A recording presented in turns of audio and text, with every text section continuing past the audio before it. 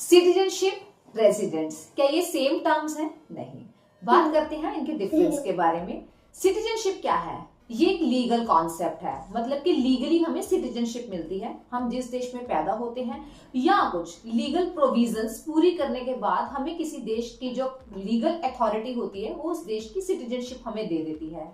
जबकि रेजिडेंट्स क्या है? एक इकोनॉमिक कॉन्सेप्ट है। रेजिडेंट्स की डेफिनेशन क्या है कि जो इंसान किसी देश में 1 साल से ज्यादा समय से रह रहा है और उसका इकोनॉमिक इंटरेस्ट भी उसी देश में है, वो उस देश का रेजिडेंट है। तो एक जो नागरिक है वो किसी एक देश का सिटीजनशिप हो सकता है और दूसरे देश का रेजिडेंट हो सकता है।